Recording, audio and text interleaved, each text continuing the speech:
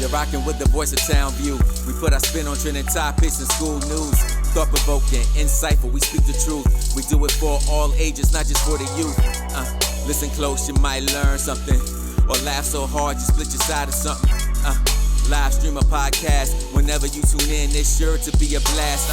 Let's be honest, you don't wanna miss that. Content so real, you gonna wanna run it back. We keep you entertained while making an impact. Want foreign announcements? Well, this is not that. Sports, pop, culture, political. Whatever you like, we got you covered, bro. It's a movement more than just a show. It's KSBM Radio.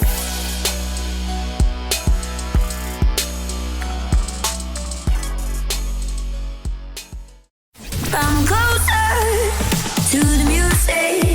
Broadcasting live from Marvin E. Robinson School of Business and Management, Dallas, Texas. My radio station. We are KSBM Radio, the voice of Townview. Hello and welcome everyone to KSBM Radio, the voice of Townview. I'm your host Dante, and today I'm joined with my lovely co-hosts Jelly, Jasmine, Art Lover. And today we are so honored to be joined by our wonderful guest, Miss Cindy Pedraza, who owns a wonderful small business here in the OakCliff area of Dallas, where she serves some of the best sweets in town. Miss Pedraza, it's such a pleasure to have you on the show with us today. To start us off, how are you doing? I'm okay. No, thank you for having me. I'm doing great. So to get us started, what was Dallas like for you growing up, and how would you say it's changed since then? I think growing up for me, my experience was a little bit different. I did grow up in Irving, which was a little bit more segregated and not so diverse. And like the only friends that I had would come in from West Dallas and OakCliff. So for me, growing up was a little bit weird. But I found my people. growing up with a passion for chocolate, what was it like being in tune with your culinary creativity early on in life? So for me, I wasn't really in tune with my culinary creativity early on in life. I developed it later because we were forced to, we opened our business in 2009 during the recession, my mother and I. So that's when I discovered that I wanted to support her passion. And then once I started learning more about chocolate, it really became my passion as well once I discovered our roots and all the ties that we have to chocolate. So that's how I discovered my passion in chocolate. Mm-hmm. What high school did you attend growing up, and what kind of impact did it have on you today? I think for me, high school is always, a very crazy and critical time, I think, in everybody's youth. So I went to Nimitz. And like I told you, it wasn't very diverse. And then, but I always had a hard time in high school. So I always found ways to get out of high school and come over here to OakCliff. So for me, I was a real rebel when I was in my teen years. So that was it.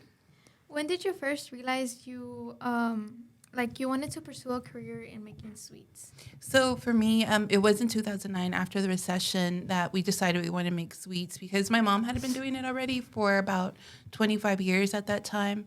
And the business that she was working with closed. And then I was working as a project manager for a company that was in Las Vegas. And then the recession happened and all that stopped. And that's when I realized that I wanted to support my mom's dream because she had been doing it for such a long time. And I really wanted to see her flourish and pursue her passion. But then after I discovered more about chocolate, it became my passion too. And I found my place, I feel in the world. And now I just want to grow it worldwide. So I'm excited about chocolate. So who or what would you say helped spark your interest in sweets growing up? So, of course, Willy Wonka, I Love Lucy were the people that I imagined that my mother was being when she would go to work. Because she started working, I was 8 years old. So I'm those were the only things that I would see around. I'm because she never took us to the chocolate company where she worked at, not until maybe we were 10 or 12. But so for me, it was always Willy Wonka and I Love Lucy, and that's what my mom is doing right now. So that was who sparked the passion for chocolate for me. How did your cultural roots and childhood influence your passion for the craft of chocolate making? So for me, culturally, for me, of course, being Mexican, as I got older and started learning more about our roots, I discovered that cacao grows in the equator, so and all around the lower parts of Mexico. So I think that once I started seeing that connection between cacao and the chocolate making that my mom was making, because she studied in European style traditional chocolate making. So I always thought it was more of like a European thing. And then once I discovered that cacao grows in Mexico, it just connected everything. It felt like full circle for me. So it felt like this is something that, our ancestors have been doing for thousands of years. Why are we not working in it? So I felt more empowered, I think, at that time. Were there any difficulties you and your mother encountered as you went on to create your own business? How did you overcome them? Oh my gosh. I think when you're a woman and you're a small business and you don't come from money, I think there's always going to be challenges. But I think for me, it's the fact that I was working with my mom and opening this business with my mom that really kind of like helped me not spiral all the time, because I used to. But after a while, it's like a muscle. You start developing like, like a stronger backbone, I say. And you discover that you're stronger than all the things that are thrown your way. So I think for me, that's really what has made me who I am today. And like, if any kind of challenge comes up, I know if I face it on head on or procrastinate about it a little while, things will work out for some reason. So I just always, just think about it and just try to use all my strength to like work through whatever problem I'm going through. Do you find any inspiration anywhere in Dallas that helps you move you in your career? I think for me, I don't know if I've said this, but I do love art. So art to me inspires me so much. So I think we're in Dallas and it does have a great art scene. It could be a little better, but it is because, once you travel to other countries and you start seeing like their arts and you're like, oh my God, like I want to do that because it's like in the streets, it's everywhere. But I do take a lot of inspiration from artists, from art, from local brands, from the people that I'm surrounded by. I always find myself that I'm surrounded by people that are creatives. So I think that really does help me also to find my creative side. So what kind of impact would you like to have on the people who visit and support your business? Oh, for me, I just want people when they come into like our business, I want them to feel like they're welcomed, like they belong here. Like I like building these lifelong connections. Like I've known your family for a few years now, and like I've had people that literally have gotten engaged, married, had kids, like in my as being a professional chocolatier, like we've met people over now 15 years now. So I've seen their kids go to college. I've seen them, lose loved ones. So for me, I think even though they come in through our store for a little while or for something sweet, like I don't think those people realize that they're also making an impact on us. All of a sudden, out of the blue, I'll just like message one of our customers through DM. Did you have your baby? So to me, it's like I just as much as an impact that I want to make on them, positive as like a positive experience and somebody that they look up to and admire. I also admire them and look up to them because they're making us a part of their day. So I'm like, you don't have to make that choice, but you do. And I'm like, thank you, and I'm grateful for that. So I just always want to have a positive impact with the people that I meet. What does a day in the life of chocolate making look like for you? For me, so right now, I'm still more of the admin. I am learning more about chocolate. I do know the basics, so I can get around the kitchen if I have to. But fortunately, I haven't had to yet. My mom is still the head chocolatier. So for me, I do a lot of the administrative, the social media, the marketing. As when you're a small business owner, you wear a lot of hats. So I'm also the person that sends out. I'm the invoices, collects the money. But right now, my focus is to actually get my mom out of the kitchen, and then I'll step into her role.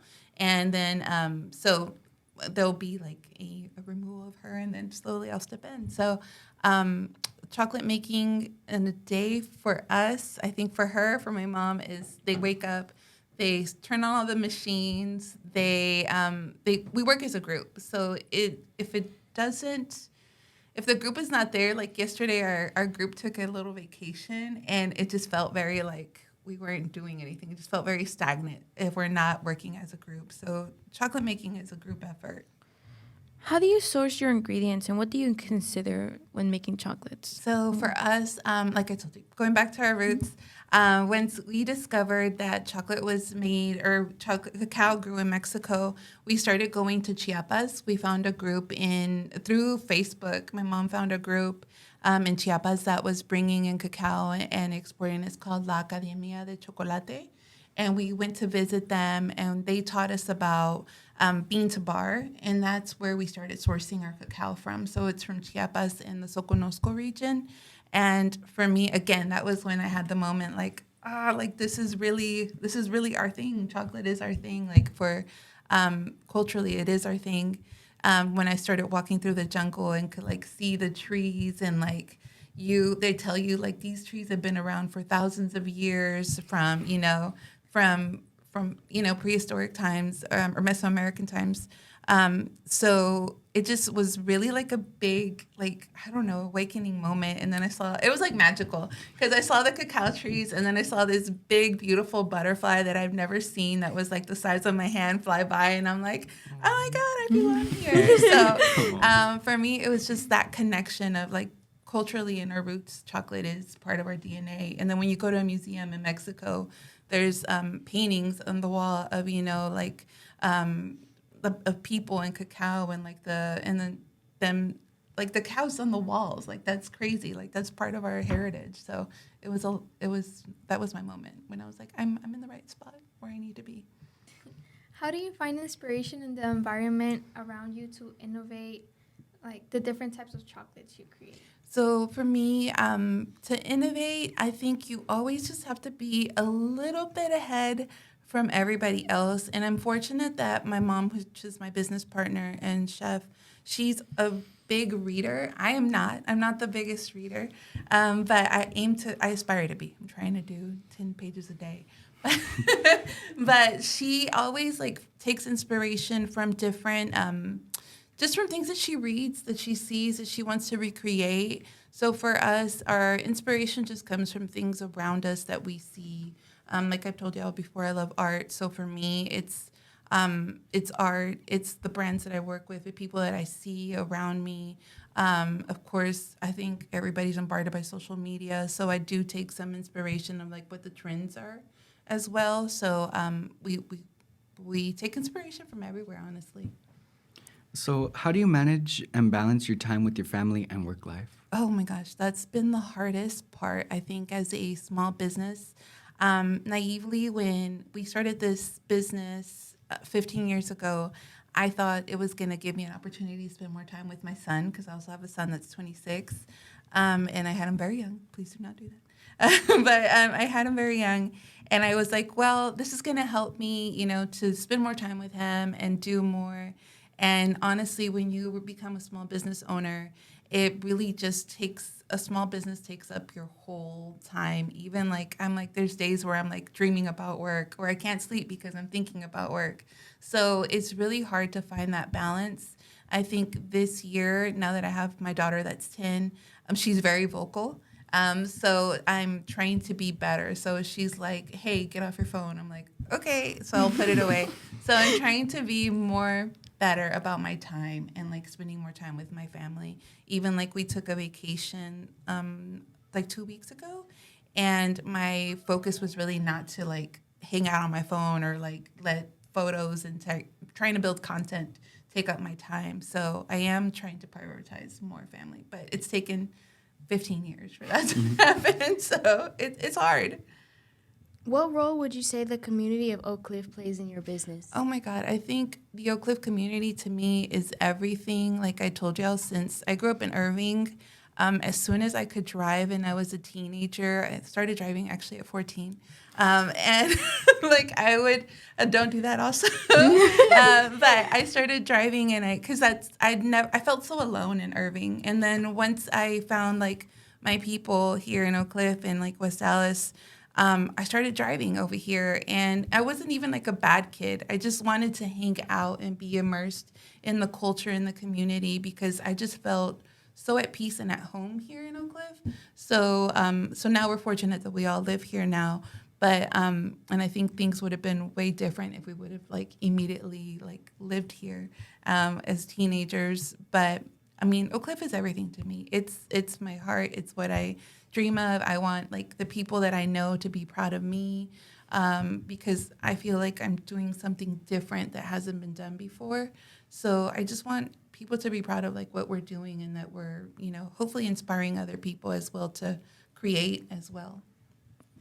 What challenges are you currently facing in your career, and how are you overcoming these challenges? So let's see. I think there's always going to be challenges. And currently, like right now, we moved. So we sold our house that we were at for a very long time, that we were there for 15 years in the Bishop Arts area.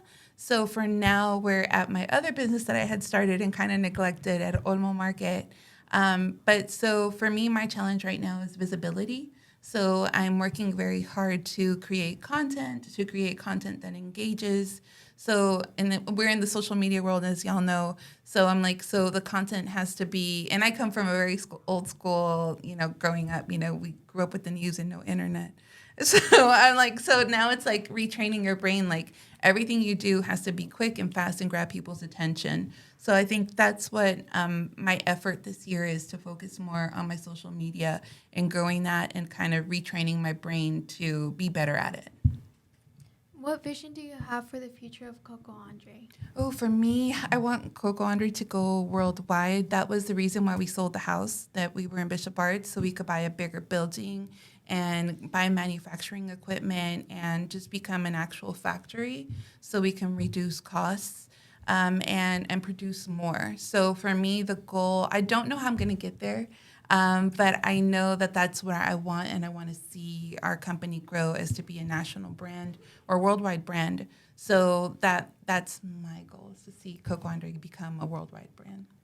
So how do you want your business to influence the future generation of chocolatiers? I really want, like when we started 15 years ago, it felt very solitary. There wasn't that many Latinas in chocolate. There wasn't there wasn't any chocolatiers, to be honest, other than like my mom. She would Google herself, and she's like, or she would Google herself. That sounds kind of like, like, no, she would Google like Latinas in chocolate or Mexican chocolatiers.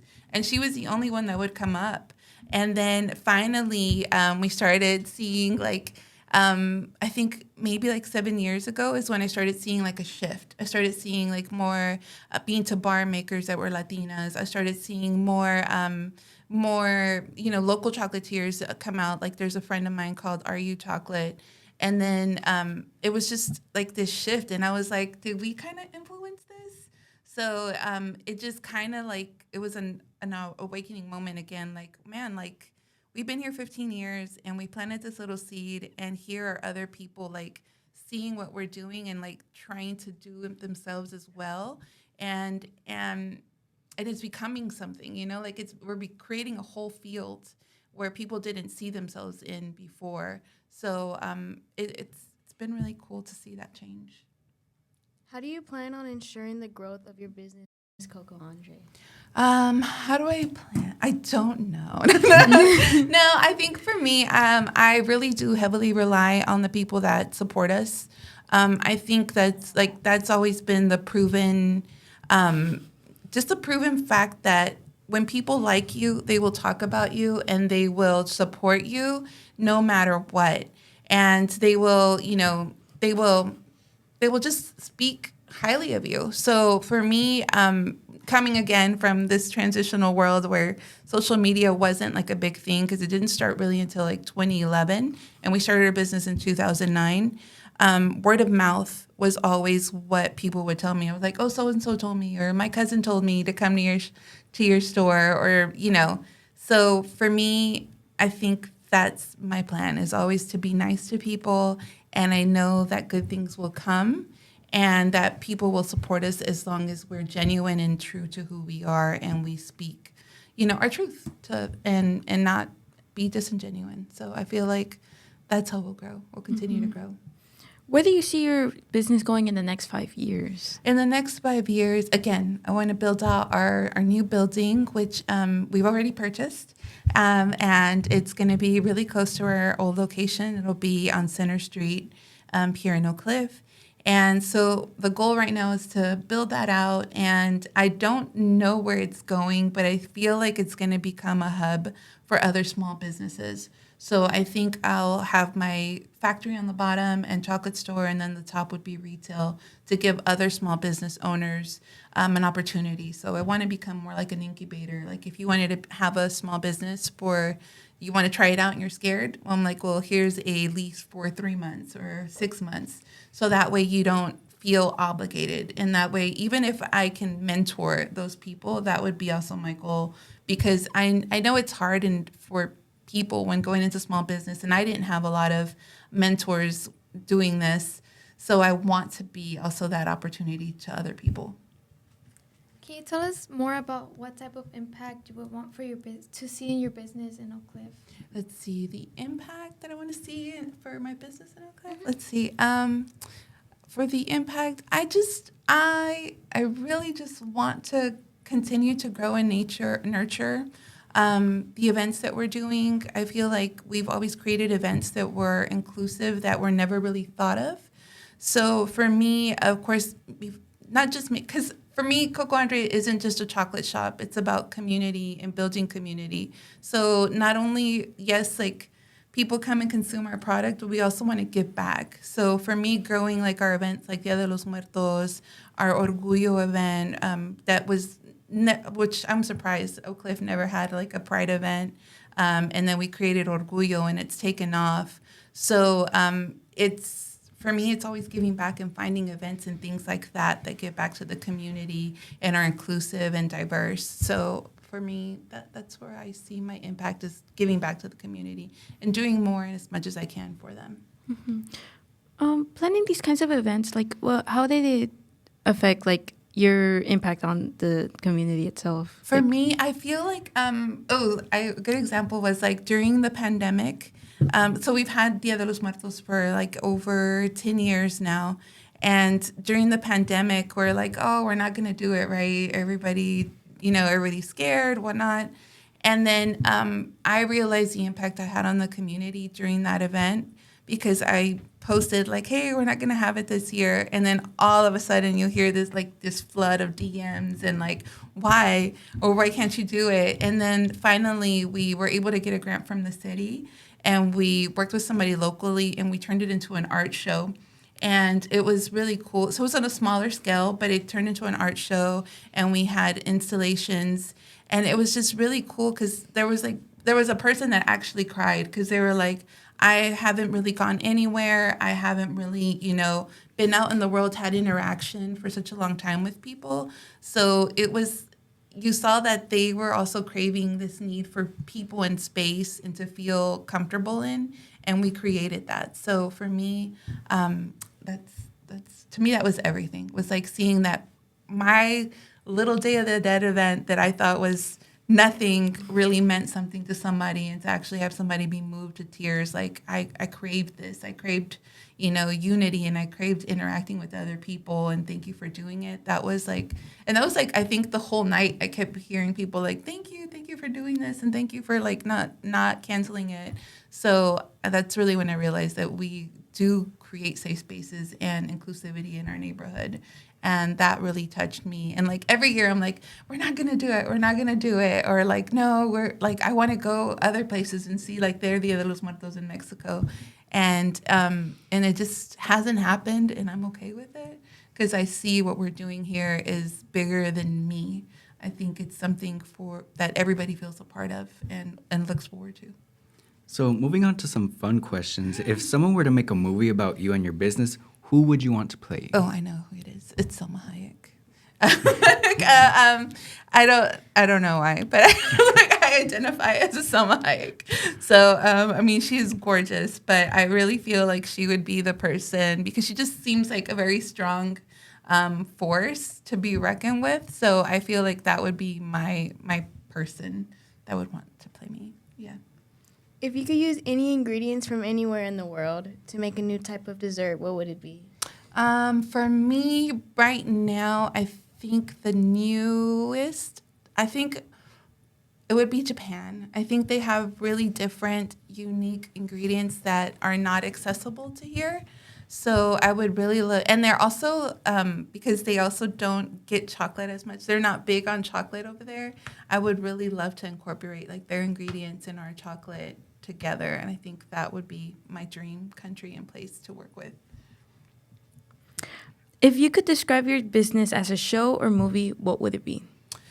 As a movie, it definitely is the I Love Lucy, where she's like losing it, and there's like the episode where she's eating the chocolates off the little conveyor belt. I'm like, that's what it feels like almost every day for me. It's like a little bit of chaos, but it's also fun, and that's what I think we would be. Yeah, an I Love Lucy episode.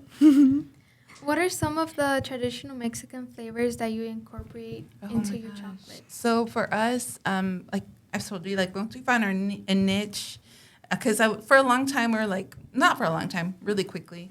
I think within 2 years we're like, okay, we're trying to cater to this group that isn't us. And then when we started like discovering, like not discovering, but we started tapping in more into our roots. That's when we created a whole line of chocolates that included like mezcal, tequila. We even had a corn-flavored one with a little bit of tajin that was a white chocolate truffle. We've had dulce de leche, café con leche. So for us, it was really like, oh, like this is where we, like again, it's where we should be, and like we should be showing off more of our roots and like our ingredients. So for me, that's the fun part of creating with chocolate, is that we get to put in our flavors that you wouldn't traditionally see in another chocolatier if they weren't Mexican, Okay. Well, that wraps up our show for today with Miss Pedraza. Miss Pedraza, it has been such a pleasure to have you on this show, and thank you so much for joining us today. Thank you all so much for tuning in. Be sure to follow us on all our social medias below, and please don't forget to show your support to Miss Pedraza by visiting CocoAndre. They have some of the absolutely best chocolate and horchata here in Dallas. Yeah. Until next time, I'm Jelly. I'm Dante. I'm Jasmine. I'm Art Lover. And we'll see y'all next time. Goodbye. Bye.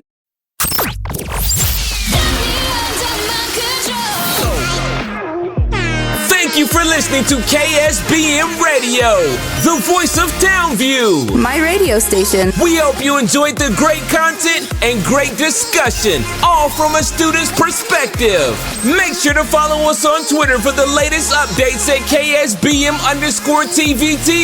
or on Facebook at KSBM Radio. Add them on Facebook. Check them on Facebook. Take care.